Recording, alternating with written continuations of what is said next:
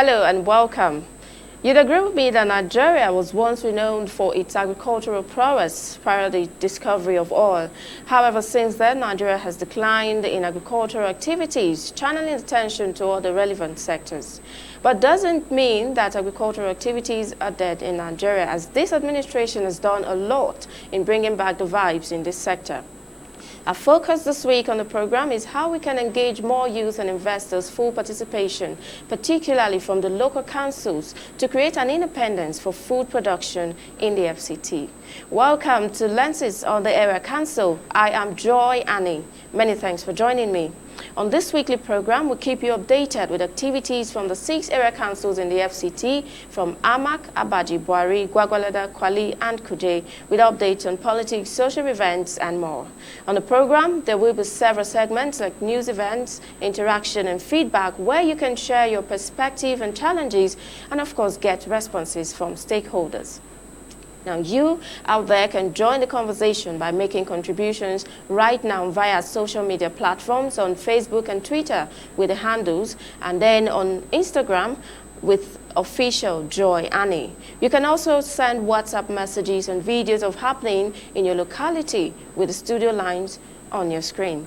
We will be right back after this short break. To stay with us.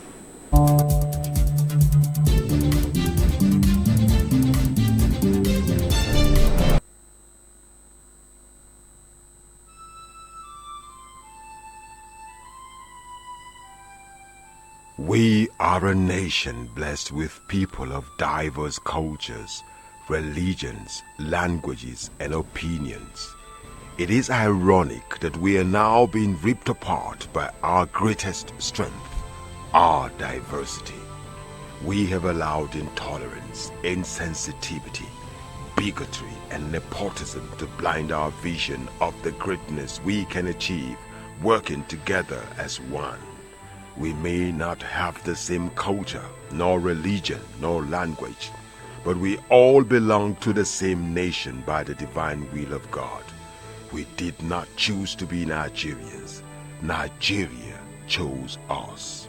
This nation is our divine heritage, and if we open our eyes, we would realize that what divides us pales in comparison to what unites us. And by the comparison and conciliation of our differences, we will grow until our differences disappear.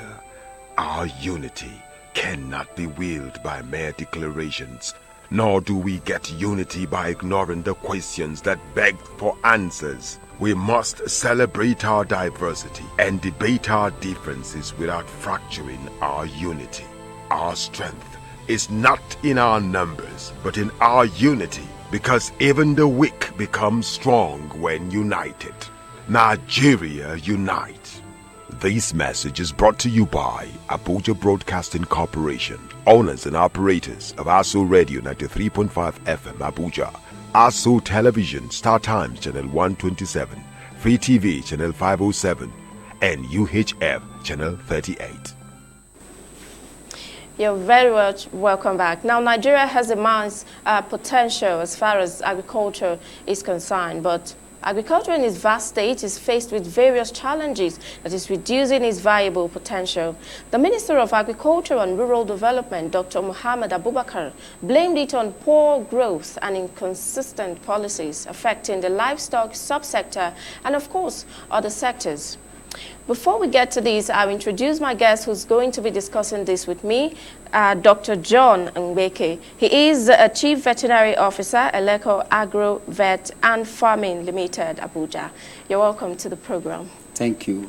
And you look good. I mean, you're one of these new technology farmers. They don't carry the hoes and the cutlass and the rest of them. No, we carry hoes and cutlass, but in an updated manner. Oh, great to see updated. Yes. That's really nice. Well, having introduced my guest, we'll come back to these right after giving you happenings from the area councils. To stay with us.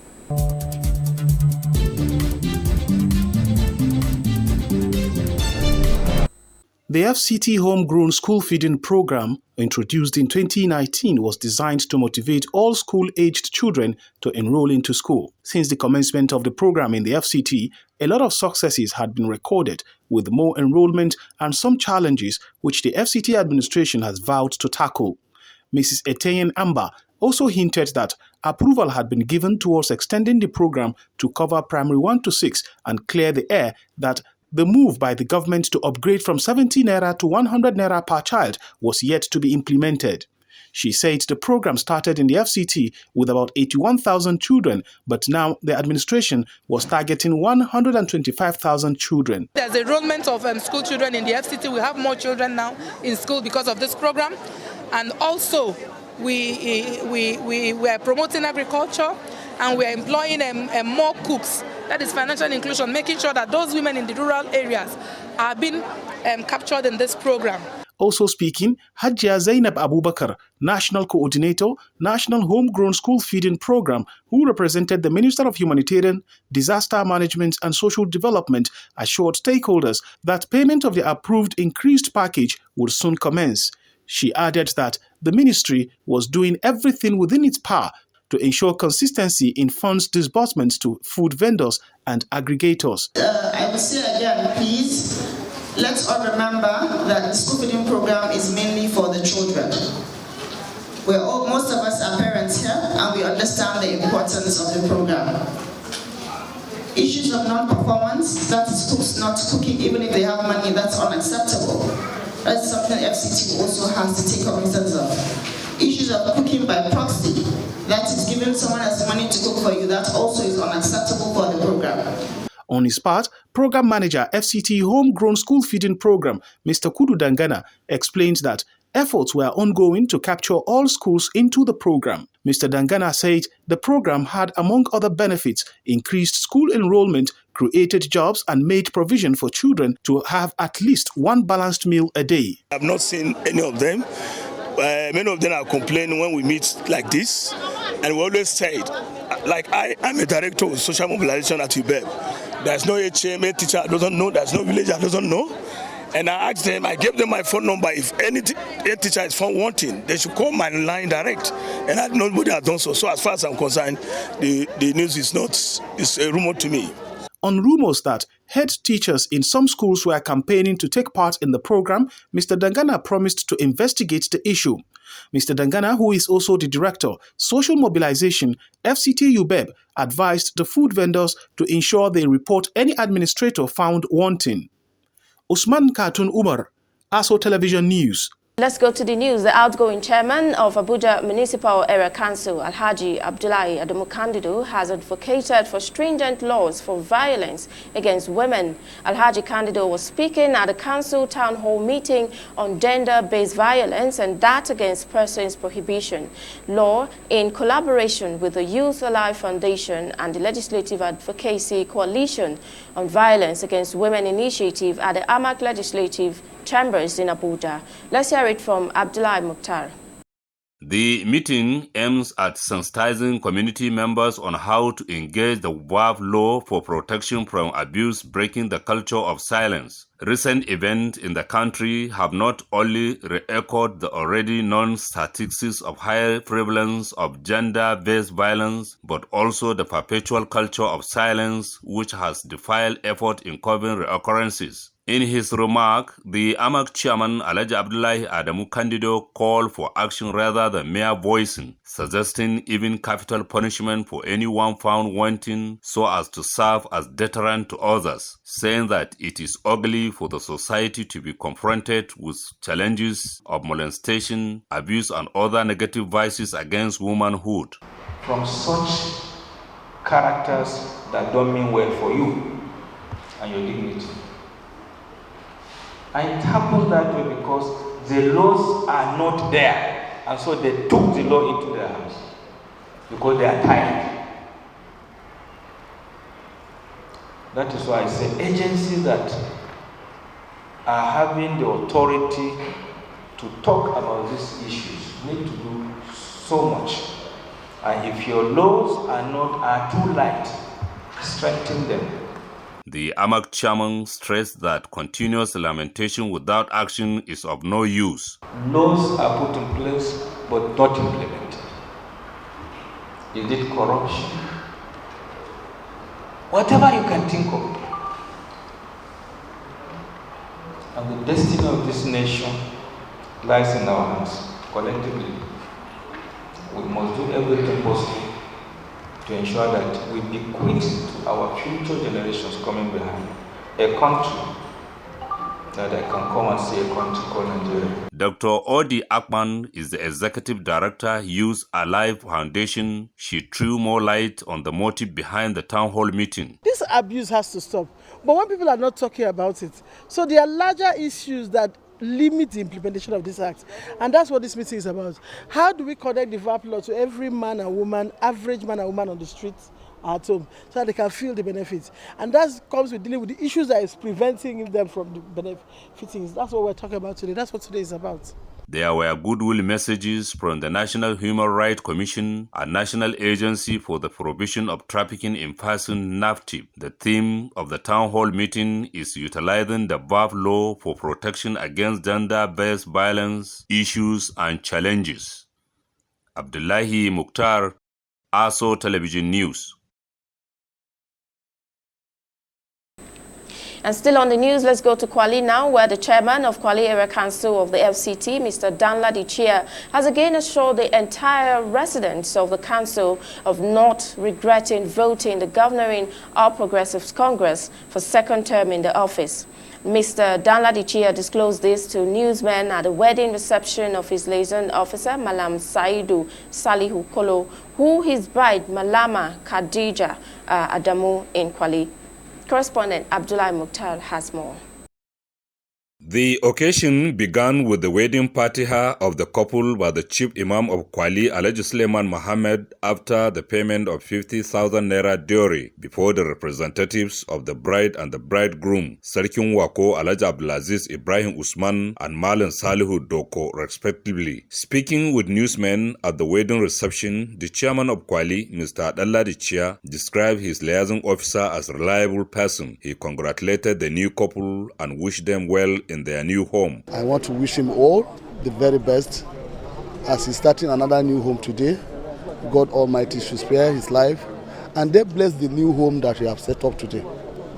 Indeed, you can see the turnout is very encouraging because Shadow is a man of people. He's very friendly with people. The Kwali chairman, who was re-elected for second term under the platform of the ruling APC, first in the history of Kwali Area Council, said he owed residents of the council a lot, especially the teeming youth of the council, saying his re-election was a clear demonstration that the governing APC has performed creditably well in its first term. If I was not doing the right thing, I believe they wouldn't have voted me back. So for having that confidence in me and giving me back their mandate, it's duty bound on me to give them back whatever they are looking onto me. So especially the youth of Kwali.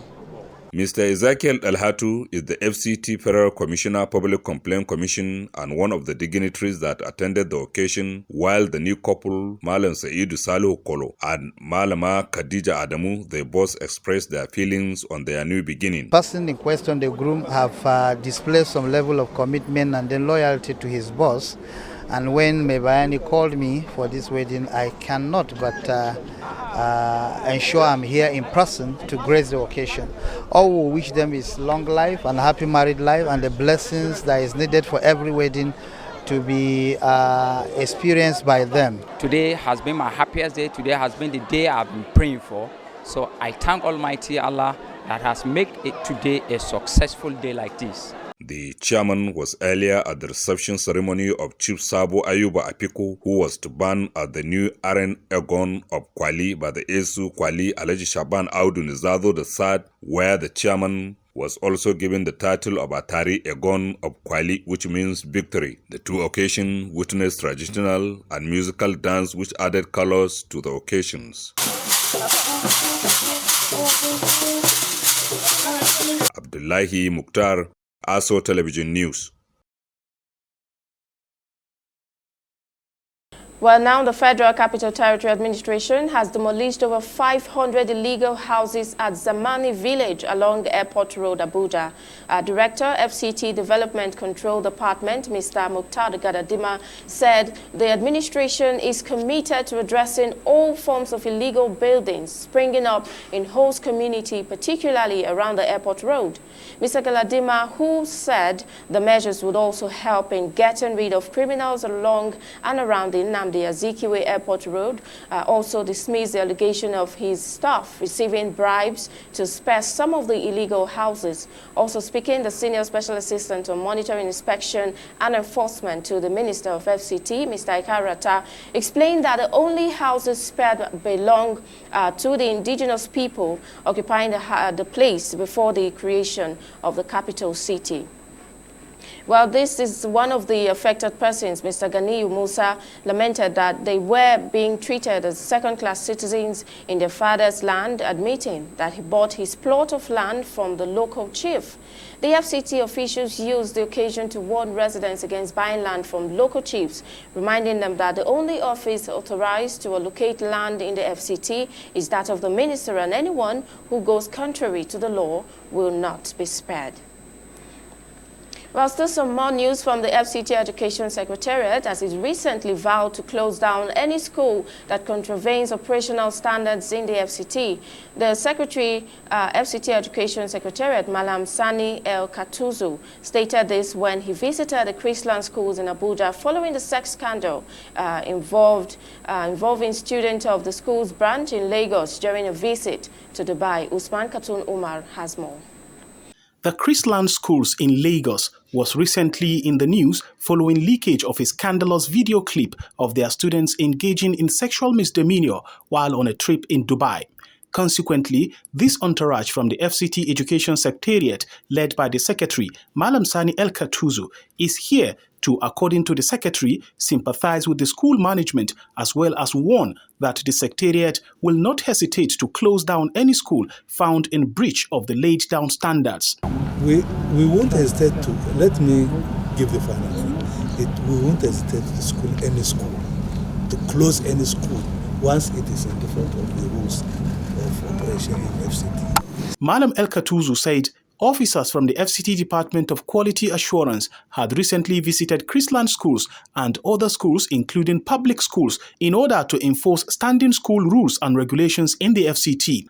The principal of Chrisland schools, Abuja, Mr. Tayo Adenario, disclosed that some of the sanctions imposed on Chrisland in Lagos have been lifted because investigation is still ongoing. He, however, appealed to the FCT Secretary for Education to create a platform where parents also can be addressed on such issues to create a decent learning environment. The Secretary of Education in FCT has done very well visiting us to sympathize with us, as it were, and also to offer one or two advices in regards to the issue.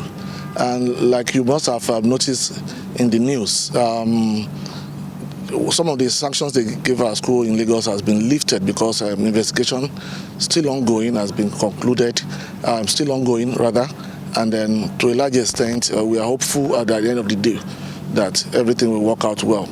The Secretary assured that the visitation to schools under the purview of the FCT Education Secretariat to ensure standards are upheld would be intensified.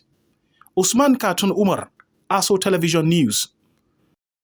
The chairman, Alhaji Mustafa Adamu Danze, who is also a farmer, described the occasion as a farewell gift to teeming farmers, saying that since farmlands are no longer fertile, farmers need to be supported early with fertilizer, even with minimal resources available, so as to ensure bumper harvest at the end of the season. Once these fertilizers are applied to the soil, the fertility increases, so the bumper harvest will be ensured.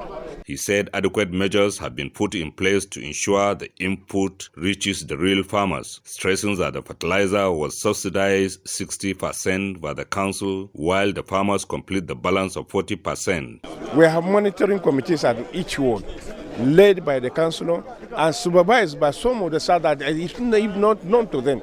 We will also include security agents to make sure these items are delivered to beneficiaries. Alhaji Salisu Agre Makama is the Director of Agriculture, Gwagwalada Area Council. He assured the chairman that the fertilizer will reach the beneficiaries, while the Sarkin Noma of FCT and village head of Tungamaje, Alhaji Ishaku Salihuna Nabi, who spoke in Hausa, thanked the chairman for the gesture, describing it as timely. They should make good use of whatever is given to them, and they should consider it as a privilege for them to have this very essential farm input at the right time.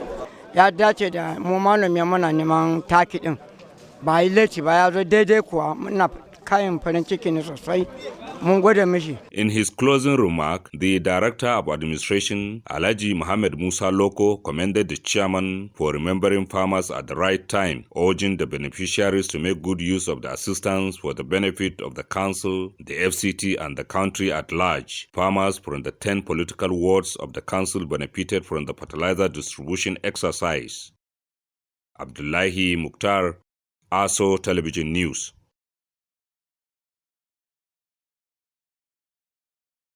A farming season is a division of the year marked by changes in weather, ecology, and the amount of daylight. Here in the nation's capital, most local residents or those in the hinterland are known to be predominantly farmers. My findings attest to the fact that as the rainy season is knocking in the way, farmers are gearing up not to take chances in preparation, cashing in and getting big harvest. Mr. Ekele Salmon is the head of Extension FCT Agricultural Development Project, ADP. He said his office is into agricultural advisory services where disseminate technology information ideas to enable farmers in the territory improve on their farming activities and also to encourage them to adopt new technologies for improved yield. Mr. Simon further said agricultural activities are time-bound and weather elements always determine what a farmer does at a particular time. The weather elements such as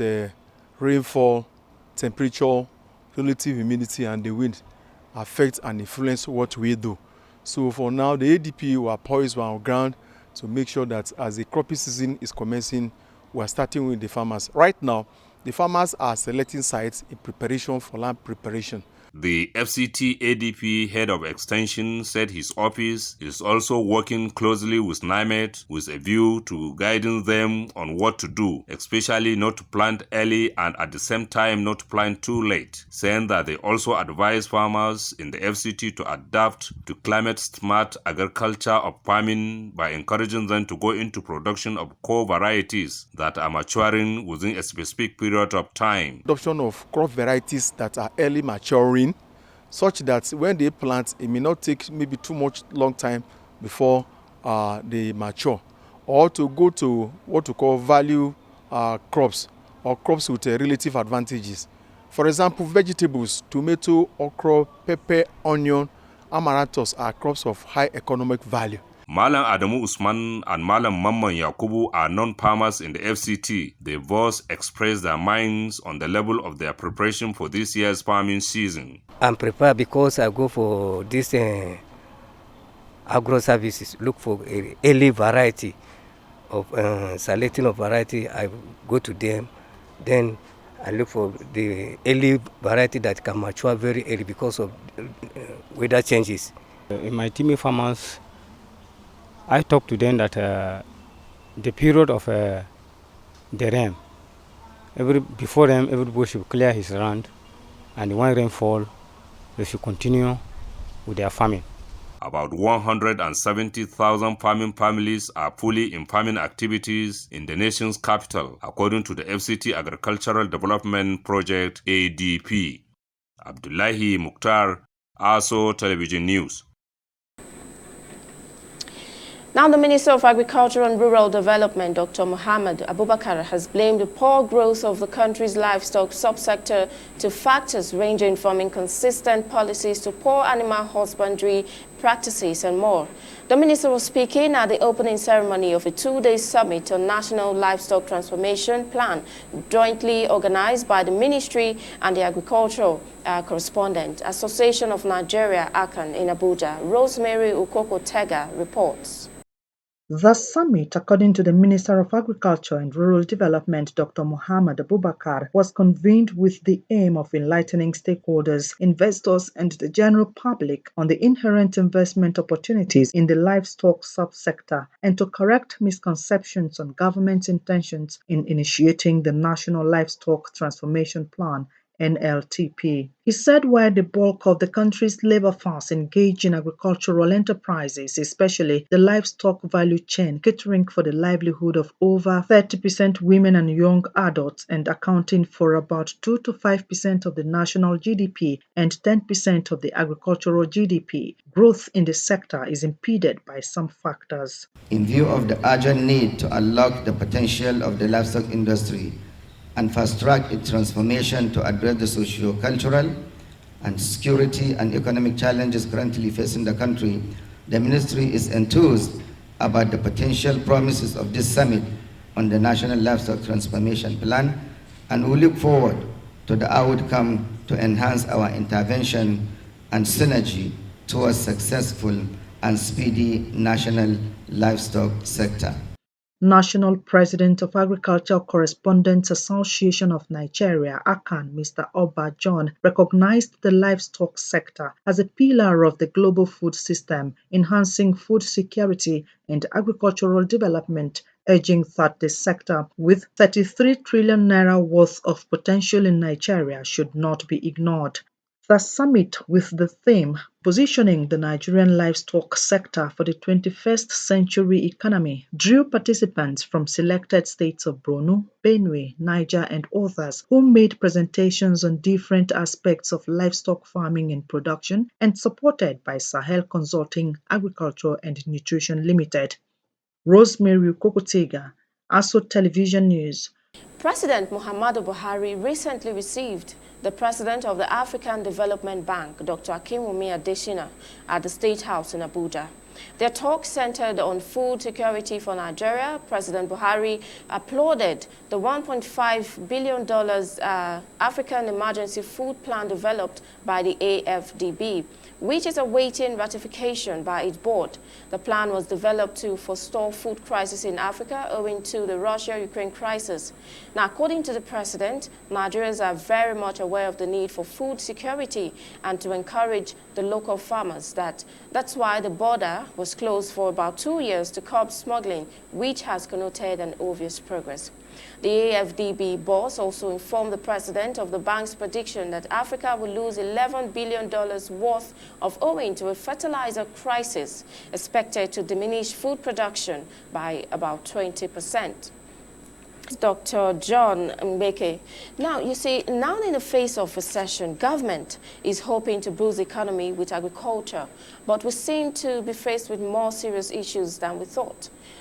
Are we supposed to be scared with this report that was given to the president? Oh, no, there's no need to be scared. As far as I'm concerned, permit me to say, arguably, food is the most important basic need of man and animals in the globe.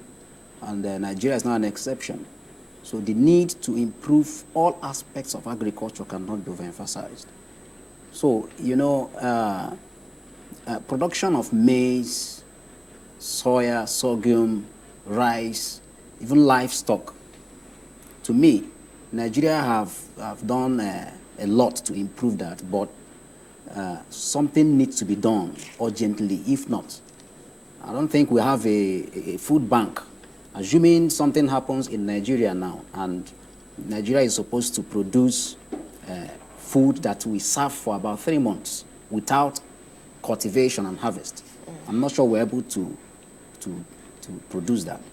So it's important to protect every aspect of agriculture, all channels of investment, both government, private investors, non-government organizations should, put hands together and see how we can improve food production in Nigeria. Okay, now let's narrow it down to the area councils in the FCT based on the mandate, which is to ensure a sustainable food security in solving growing concerns of food production and fiber security in the territory. That's the mandate for the area councils now. Now, if you look at it, food production is something that, like you said, cannot be overemphasized. Of course. Now, can farmers in the area councils provide enough food for the residents? Is that this autonomy No, that there's a potential for that. They are not doing that right now, but there's a potential for that if things are put in place. For instance, let's start with, you can't give what you don't have. Exactly. So awareness is important. Somebody may have the potential to produce something within his location, but because he's not aware, he's not informed, so he's deformed. He can't provide that. So I think we need to start with awareness creation, massive awareness creation on production of food locally. Even in your residence, you can produce food. I think there are so many recent technologies that we can teach. We volunteered to be teaching farmers every Friday and every Tuesdays in our own local environment. I think you mentioned the company Eleco. But that's what we do. We train farmers on weekly basics just to ensure that food security is there. Are you getting my point? So the more we produce, the more we ensure that hunger will not catch us. So every person should have it at the back of his mind that you need pepper. We must not rush to the market to buy pepper. You can go to your backyard and pick pepper. So if we can start production at that level, at the family level, I think we'll start improving from there. It's important. Yes, it's really important, like you said. Now, we're looking at the fact that the minister says some policies, and you were talking about training some farmers. Now, there is this mandate that has to do with the area councils. Is there a way that these council chairmen are carried along? And then the local farmers, are they carried along? Because you belong to an organization. In your organization as a farmer in the FCT, how well are you carried along in farming of independent production in the FCT?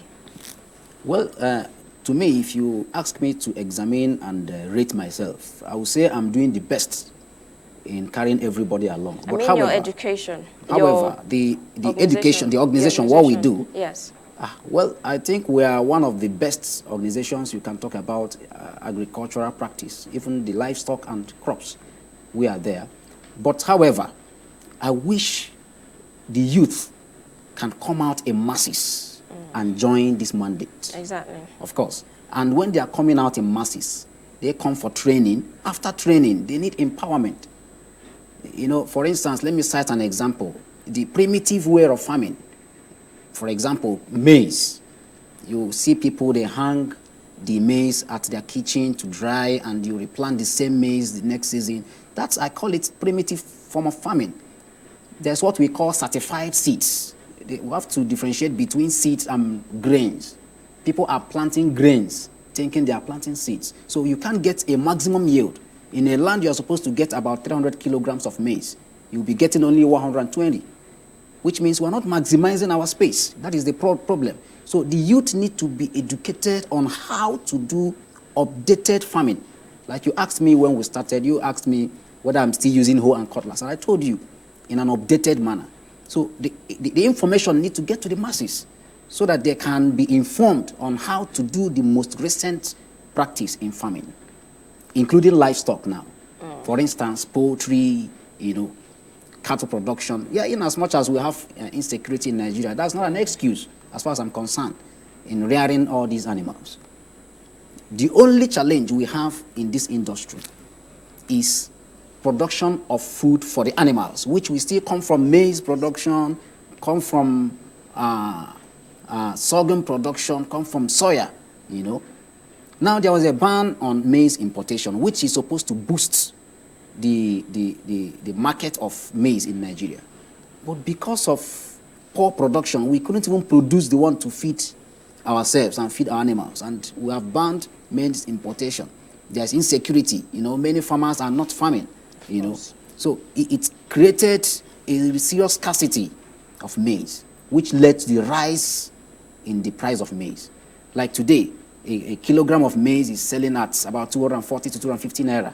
Meanwhile, this maize you can get at 90 naira or 100 naira before.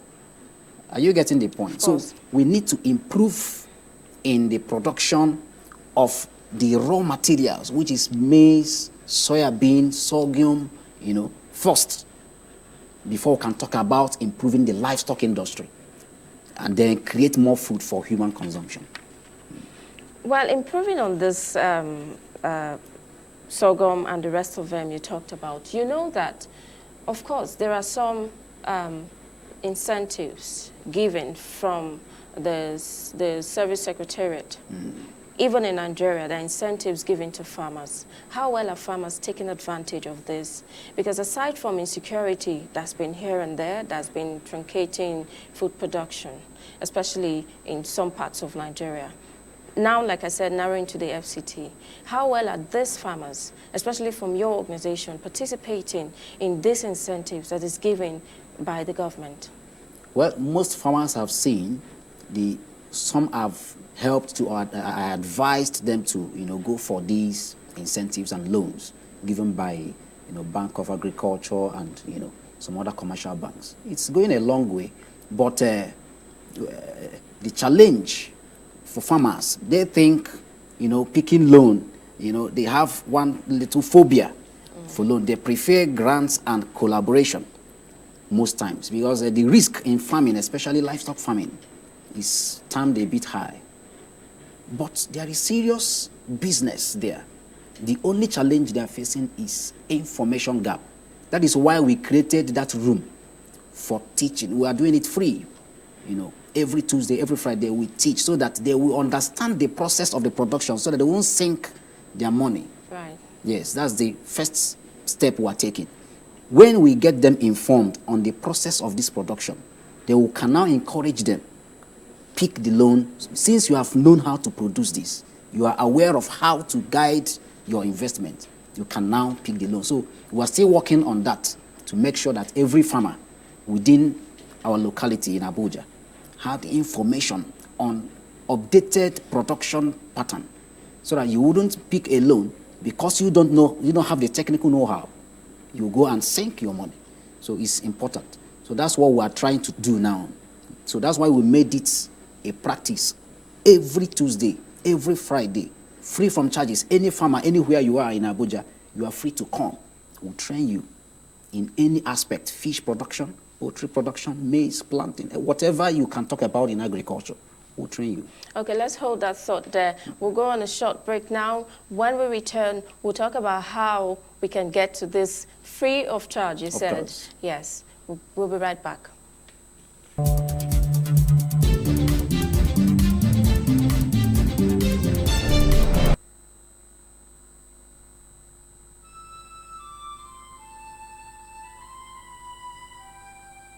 We are a nation blessed with people of diverse cultures, religions, languages, and opinions.